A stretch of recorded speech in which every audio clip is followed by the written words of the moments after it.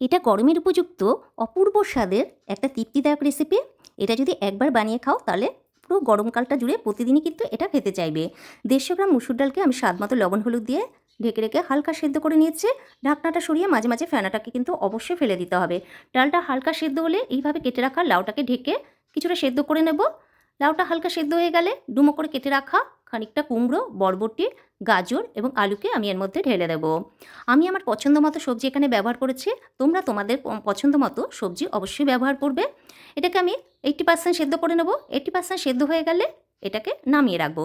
গ্যাসে একটা তড়কা প্যান বসিয়ে কিছুটা তেল গরম করে 2টো শুকনো লঙ্কা, হাফ চামচ পাঁচফোড়ন, হাফ চামচ রাঁধুনি ফোড়ন দিয়ে সুন্দর গন্ধ বেরিয়ে এলে 1 টেবিল চামচ থেতো করে রাখা রসুনকে হালকা ভেজে নেব। একটা মাঝের মাপের পেঁয়াজ কুচিকেও ভেজে নিয়ে ওই সবজি ডালটার মধ্যে মিশিয়ে দেবো। এটাকে আমি আর কয়েক মিনিট রান্না করে নেব।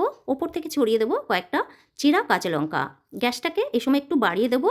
1 মুঠো ধনে পাতা কুচি এর মধ্যে মিশিয়ে দেবো। সব শেষে দিয়ে দেবো একটা স্পেশাল জিনিস, সেটা হলো গন্ধরাজ লেবুর কয়েকটা পাতা। গ্যাসটাকে অফ করে 2 মিনিটের জন্য এটা ঢেকে রাখবো। ব্যাস তৈরি হয়ে গেল অপূর্ব স্বাদের গন্ধরাজ সবজি ডাল, যেটা খেতে কিন্তু অসাধারণ হয়েছিল।